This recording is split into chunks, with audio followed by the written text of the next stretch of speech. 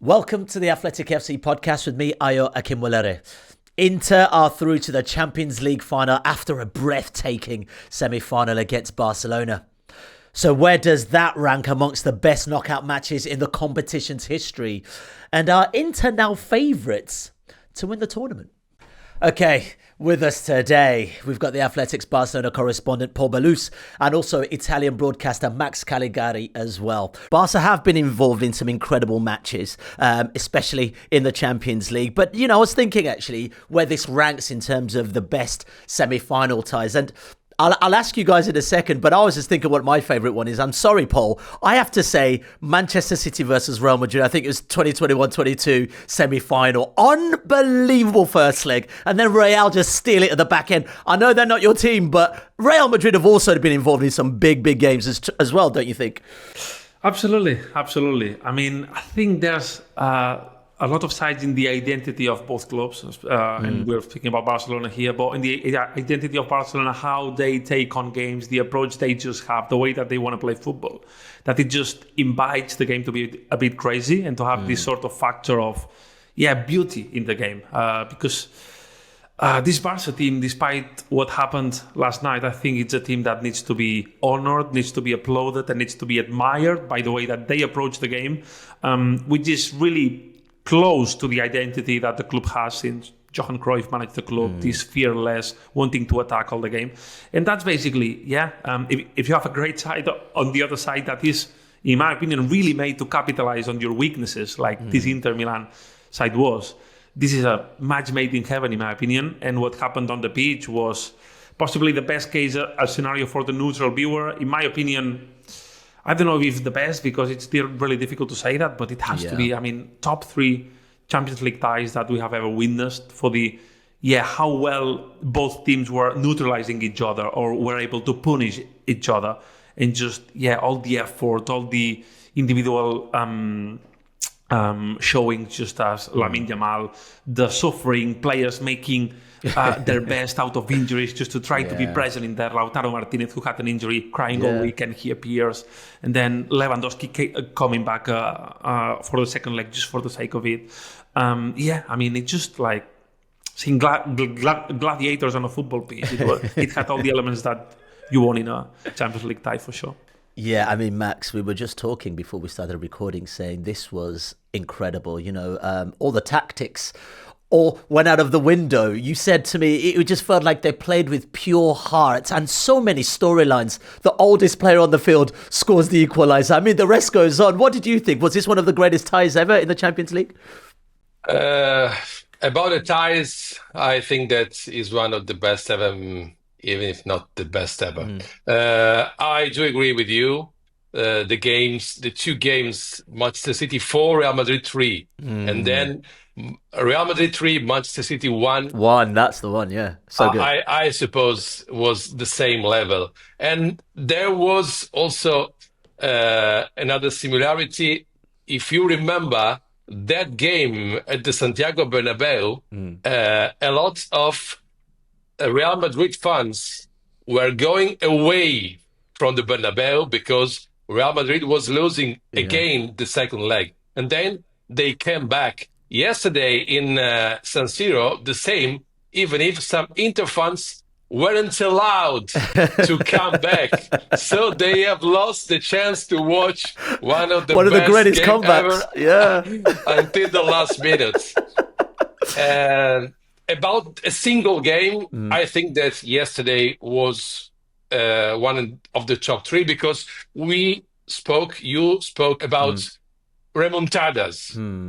Paris Saint-Germain in Barcelona, 6-1 for the Blaugrana. Liverpool, Barcelona 4-0. The same Real Madrid, Manchester City from 0-1 to 3-1. Yesterday it was a game. It was a fight. The first half for Inter, the second half for Barcelona, the extra time, the beginning for Barcelona, then the 4-3 by Frattesi, then again Barcelona. So it was a total fight. So I think that we remember for years, for decades, and an historical game, also for an Italian club, because the San Siro roar will be remembered. as the Bernabeu row, the Camp Nou row, as the Wembley row in different contexts. I love it. I love it. Look, we did a podcast on this, the first leg of this tie, Max, and we spoke about how people potentially, you might think Inter were not the favourites coming into this tie, really. And I asked you a question. I said, look, maybe it's their experience, the old heads, the old legs that get them over the line against these young boys. I mean, would you have seen 7-6 Inter scoring all these goals with the age profile of that team in this tie? Yeah, and also to be able to stay in the game also in the extra time. Because Lautaro Martinez was almost injured, as Paul said. Çalhanoğlu was really tired. Mkhitaryan was exhausted in trying to help Di Marco and Carlos Augusto every time Lamine Yamal got the ball. But then they had the capacity to stay in the game, and they played until the last drop of sweat. They played until the last drop of sweat, and this is the difference. This is the key. Maybe we talk in that podcast at the eve of the first leg. I said experience is an advantage in a side, but there's also the dark side of the moon, because this is the last chance for Acerbi, for Mkhitaryan, maybe for Damian, maybe for Sommer. But this was the key. I don't know if it was a conscious mood, but it looked like they were on every ball as it was the last one of their Champions League career, and they didn't want to be the last one of their Champions League career. So the goal of Francesco Acerbi is the perfect example of this mood. Yeah, Paul, I mean, the thing about football is, as much as we analyse it, there are genuinely, as Max just said, some unspeakables, right? Barcelona come back and then they go ahead again, and then you're thinking Rafinha's won it, and then obviously there's this weird surge of passion as, the oldest player on the field is the one that brings it back again. I mean, this is a part of the psychological journey in a football match in many respects. And perhaps it was those unspeakables, because Barca, there were so many positives there to take from Barca. It was that unspeakable that fundamentally won the match for Inter. Absolutely. Because I had the feeling that in the second half, I mean, one of the best things that this Barcelona team has, despite their young age, is the mentality. They don't get knocked down. They just don't care. They conceded 2 goals in San Siro in the first half, and they came back in the second half, like knowing that they could do it. And they did it. They came back from that result. I could see Flick on the sidelines in the second half when the game was 2-2, sort of pushing his team, like, go for it, because you are in this momentum that you can score the third one. And Barcelona were far the better team in the second half. Then Rafinha scores that goal, and you feel that Barcelona possibly, they could have deserved it. But then, then Lamine Yamal had this chance to score the 4-2, and he just hits the post. And in the next move, Acerbi scores the equalizer. In that moment, that's when what you mentioned, basically, the sort of mental changes inside the game. In those sort of ties, there's also like different games inside the game. And when Acerbi scored that goal, all the sort of better momentum, fitness, physicality that Barcelona seemed to be above Inter, it faded. It faded because you can train a lot, you can be in the best physical condition, you can do whatever you want, but there's nothing that changes the mood in a game as a goal does. A goal is just like, it can lift you up, or it can be sort of a killer. I'm not going to say that Acerbi goal killed Barcelona, but it certainly shifted the momentum all over the place. And Barcelona sort of struggled to come back for that. I think that Inzaghi's changes, bringing in Zielinski and Fratesi, who gave fresh legs in midfield, were key as well, because Inter had, again, the ability to press a bit higher up, which was what they needed. They couldn't keep up with pressure, with like high pressing in the second half. But yeah, it's those moments, it's the goals, it's the momentum, it's the emotions in the game, which at this stage define more how the outcome of a game, rather than legs or training or tactics, for sure. Max, we have to talk about Francesco Acerbi. Look, this is a player who's been playing for around 20 years at the top level, never scored a Champions League goal in his career. At the age of 37, pops up in the box and scores the equaliser. Talk to us about his journey, because he was not supposed to be there to score that equaliser. Yeah, he is incredible because he arrived as a player of the coach, because Simone Inzaghi managed him, coached him at Lazio, and he wanted him at Inter too. There wasn't such a confidence on him doing what he has done in these years at Inter when he arrived. He was a good defender in the early part of his early career at Chievo Verona. Then he went to AC Milan under Massimiliano Allegri. But then he said, years after, I thought I was already arrived at the peak of my career. I felt I was a great player, and so he didn't play and perform well at AC Milan. He went back to a middle and low team of the league, Sassuolo, then to Lazio. But in that period, he was diagnosed testicular cancer.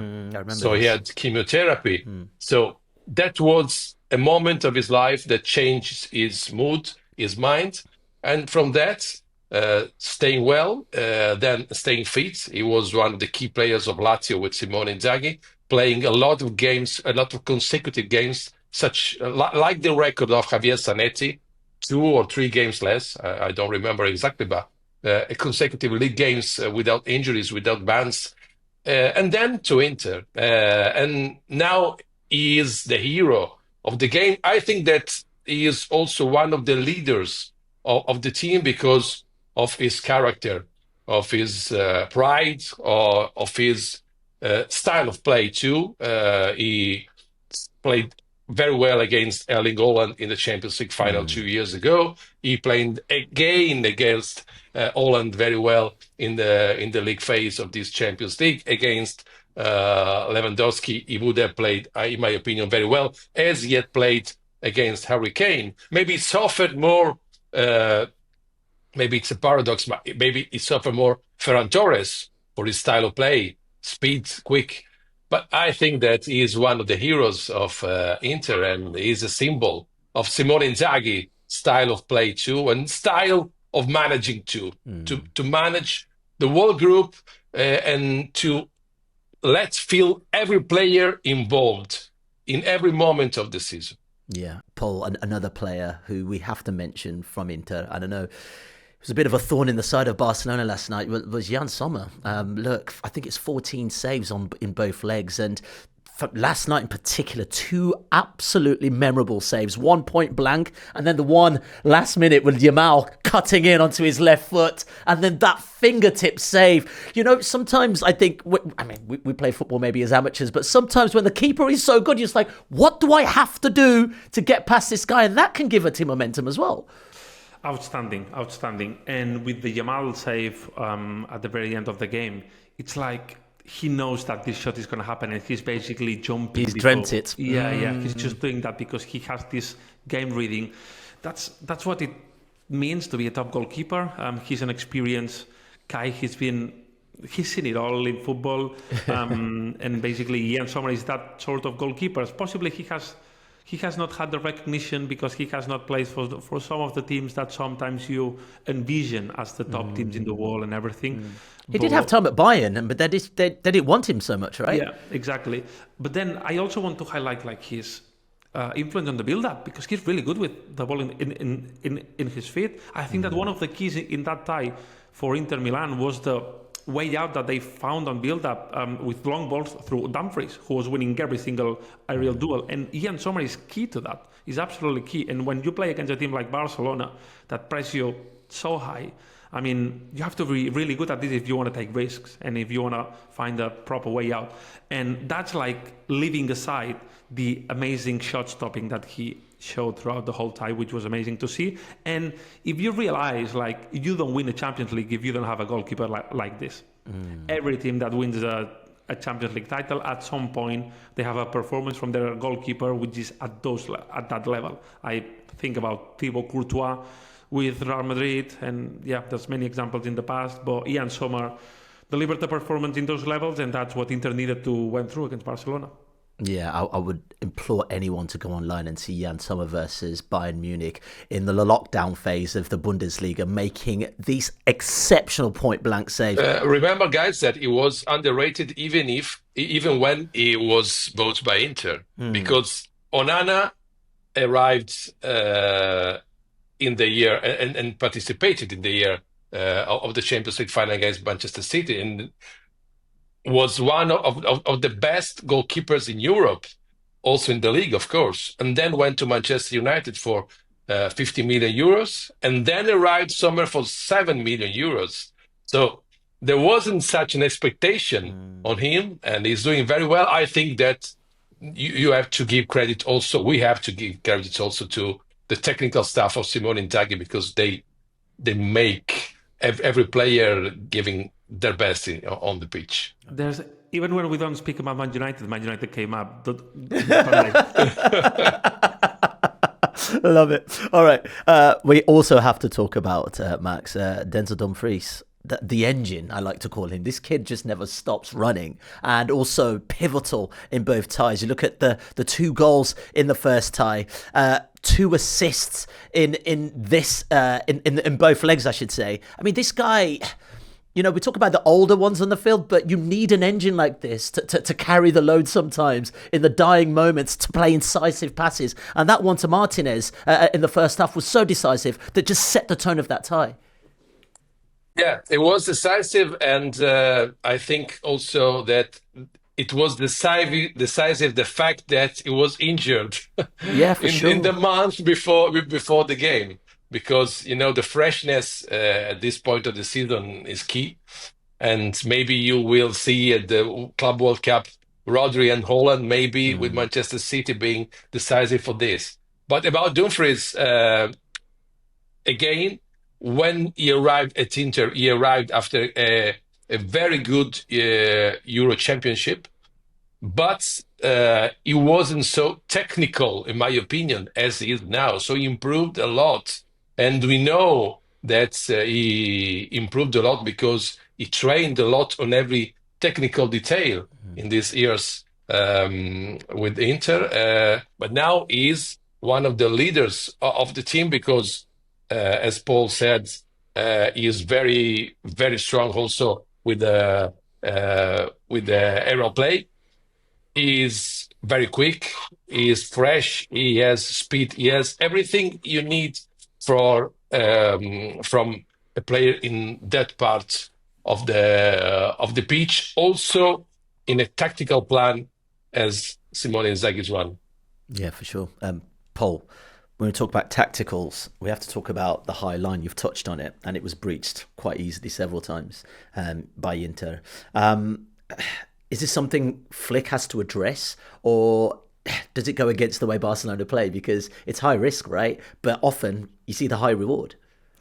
I don't think Barcelona have to change it, to be honest. As you said, that's high risk, high reward. It's just a matter of try to do it better, try to be better on the build-up, because the goals that Barcelona conceded were, in my opinion, individual mistakes in the build-up.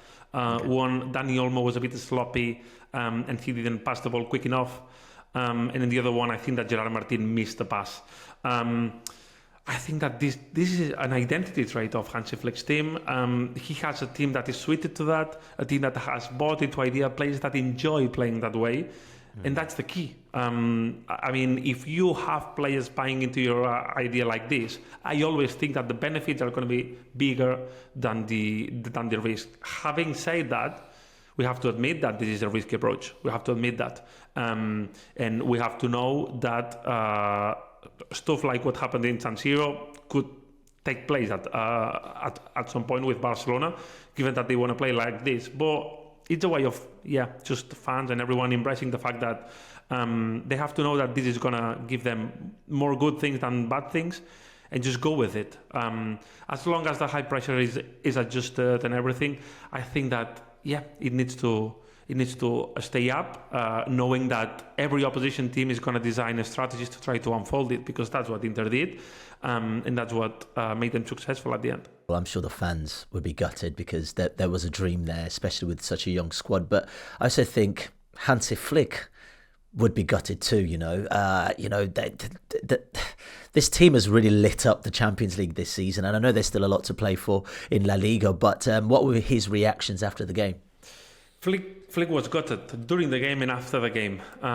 There was a lot of frustration towards referees as well, as Flick conceded on the press conference after the game. He said that a lot of the 50-50 decisions in the game went to Inter side, which there were a lot. But at the end of the game, at the end of the day, he also recognized that Inter did a lot of things really good and that they deserve to go through in a way and wish them the best for the final. As you say, this team has sparked a lot of the hopes in Barca fan towards football, and the hopes to watch this team play football, which is something that didn't happen in recent years in the club. Fans were not having this much fun watching Barcelona play, but there is a sense as well of missed opportunity here, because the momentum that had been built around this team, the fact, in a way, Barcelona trusted themselves to be, I'm not going to say invincibles, but know that they could respond to anything. They came back against Inter Milan in so tough circumstances, both in the first leg and then in the second leg last night, that it tells you a lot about the spirit in this team. Then the remontada against Real Madrid in the Copa del Rey final as well, remontada against Atletico de Madrid in the league game that they had as well. So the top mentality was there, and that's difficult to build. This sort of momentum, this sort of a structure inside the team, everyone sort of understanding their roles, being happy and being in the same wavelength, and that's why this feeling of missed opportunity was there, because Barcelona have a young squad which has the best years in coming for them. Lamine Yamal has the platform, has the quality, and has everything to be in the big stages of the Champions League in the coming years, and Pedri and Gavi and Pau Cubarsí and a lot of the spine of this team. But to build this momentum in a football squad, it's not easy. And that's what it's going to take for the future. And I'm sure that it's going to be a learning for the future. Like, normally, the majority of times that this sort of stuff happens, it's just fuel for the future. And that's how the team has to take it. I don't know if you've seen Lamine Yamal message in social media. But, no, not yet. But like he basically said, as I promised you, I'm going to bring that trophy back to Barcelona at some point in my life. So I'm promising that to you. I mean, at 17, he's got a lot of time on his hands to do that. But it's the fact that Lamine Yamal just took it personally is something that Barca fans should be happy about, because that is going to mean that big things are going to come. Yeah, I want to talk about Yamal in just a second, because yet again, another great performance last night. Not probably as great as the first leg, but he was effective nevertheless. But very quickly, Max, we have to say something about Simone Inzaghi. We have to, because this is the second Champions League final in 3 years for Inter. But also, I think about teams like Manchester City or Real Madrid and the kind of wealth they have. And not to say Inter are poor, but they're not at the same level financially in those respects. How great is the work that he's done, but also the way he's able to improve players, as we've spoken about, with his technical staff as well. Yeah, he has some very, very important colleagues in his staff. He has one second assistant who is Massimiliano Faris. He has the tactical man who is Cecchi, who is in every game the man alongside Simone Inzaghi. There are very, very good trainers for the goalkeepers, as we said. The players improved. We talked about Mkhitaryan. When he arrived at Inter, he wasn't so considered in his last season in Roma. In Italy, many people thought that the Mkhitaryan you watched and so in England and also in the Bundesliga with Borussia Dortmund wasn't the same we have seen in Italy, and he couldn't come back at those level, and he did. Çalhanoğlu arrived from AC Milan where they couldn't find him the right and final position on the pitch, and he transformed him as Mazzone did with Andrea Pirlo in the past. So from a number 10 position to a playmaker. And other players, Dumfries, the same, Acerbi, and many others. So a lot of credit to him. But I think that the most important part of his work is to involve every player, to manage the group, to be a leader, to be as Ancelotti, in an Ancelotti style, as the Latin said, primus inter pares. So he is the one above others, but he was a good player, and every angle of life of a player. And as Di Marco said yesterday, for example, after the game, he knows when you are in trouble to feel lighter, how to feel you lighter. So he is very, very, very good in this. And I think also that is a bit underrated also in Italy, because we are talking also in the last week that he is losing the Scudetto and the league more than Antonio Conte and Napoli are winning the Scudetto and the league. I think that it's not so. And I think that they are going to leave the league in the next weeks because they are focused on the Champions League. I don't know if it will be conscious or unconscious, but I also know, and I'm sure that he won't leave no one behind of the group. Everyone will be involved until the last day of the season. Yeah, I mean, look, what a run so far, and 2 Champions League finals in 3 years is no easy feat for any manager, even the great Carlo Ancelotti. Now, Paul, let's give you some light. Lamine Yamal, come on, man. I mean, this boy, I've run out of word superlatives to say how brilliant he is. There's a piece you and a whole heap of other journalists have got now out on The Athletic, where you've spoken to former managers, you've spoken to agents, you've spoken to coaches from around the global game on what they think this kid can offer and what his potential is moving forward at 17, becoming or feels like one of the leaders in this team, someone that can turn nothing into something. But I think something I got from that piece that you guys contributed in was that actually he doesn't just dribble for the sake of dribbling. There is actually an end product at this early point in his career, and we saw some of it in the second leg of that semi-final once again. The most impressive thing in this tie, in my opinion, is that when things were tough, he was like, pass me the ball. Pass me the ball because I know what I have to do. And he's 17, and all the Barca players know that this is the way that they should approach the game. They know that the good one, the different one, the chosen one, it's him. And that comes from Pedri, Cubarsí, Gavi, Olmo. They are all class players, world-class players, but they know that there's no one in that team like Lamine Yamal. And that's what speaks for itself. And that's what makes the difference. He's just a special one. He has this, like the magic touch. And that's what he thrives on. I think that this tie has also been the confirmation that the big stage is what suits him. Like he wants to be there, and he just thrives in those challenges. He just likes to be there in the spotlight with everyone looking at him, with the San Siro fans booing him.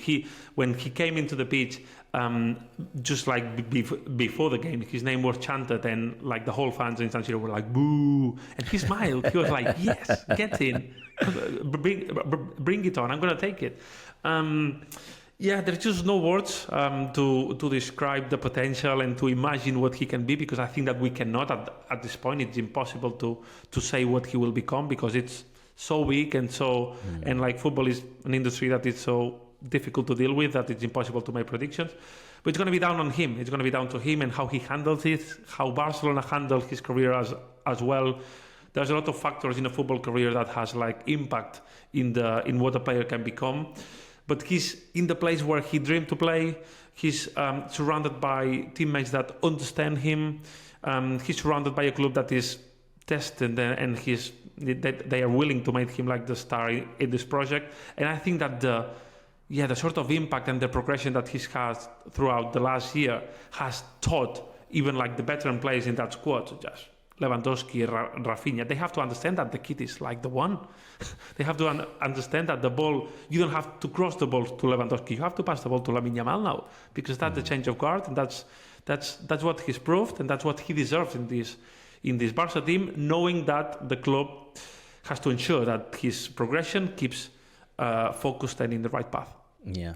Very quickly, in terms of Serie A, and I know Inter are still in it. It's only 3 points between them and Napoli, but surely this should spur them on, or do you think it's all hands on the Champions League for Inter, Max? I think so. As we saw also in the last round when Inzaghi changed the whole team, preparing for the second leg against Barcelona, I think he will do the same. I don't know if already in the next game against Torino, but Napoli has 3 points more, has better fixtures, has enthusiasm, has the chance to focus only on the league. So I think that the boost will be in self-confidence for the Champions League final, and also in the awareness that they have 3 weeks to prepare mentally and also physically for the greatest game of the season.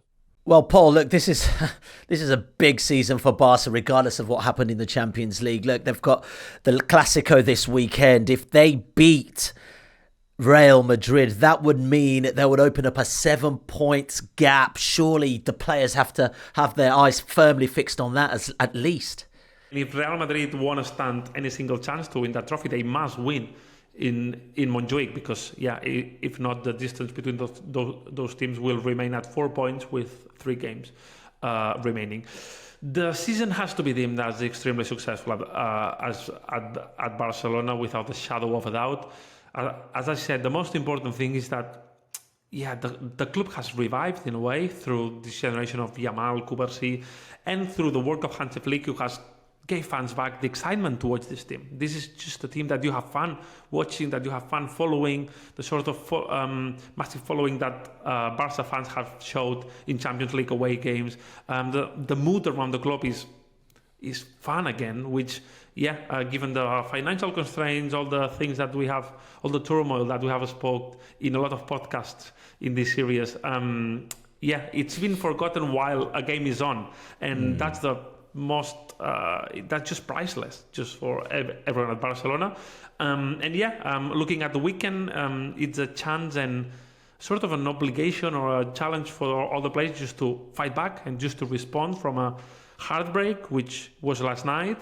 But again, I spoke a lot about the mentality of those players, and that's what made me feel a bit, I'm not going to say not worried, because of course it's a Clasico and it's going to be a tough game, but I don't have any doubts that the players will have their heads focused on the game and that they will be able to respond against Real Madrid as they should do. My only concern is the legs, the fresh leg, who is available, who is not, because we saw Íñigo Martínez had to be taken out for Ronald Araujo, which was not a very successful change for Barcelona, to say the least, given how Araujo defended in the last 2 goals that Inter scored. But Íñigo Martínez had some discomfort. Eric Garcia had some discomfort, and with Jules Koundé out, this could be a tough absence as well. And let's see who is fit, basically. Lewandowski was only available to play for 20 minutes last night. And that's what is possibly most concerning for Barcelona. But I think that Flick or the fan base should have no worries or concerns about the mentality in this group of players. Okay, let's end it there. That was probably one of the greatest Champions League ties ever in the history of the league. Paul, Max, thank you so much for joining us. Thank you guys for watching. Also, make sure you like and subscribe to the channel. Make sure you leave us a comment as well. We'll be back soon.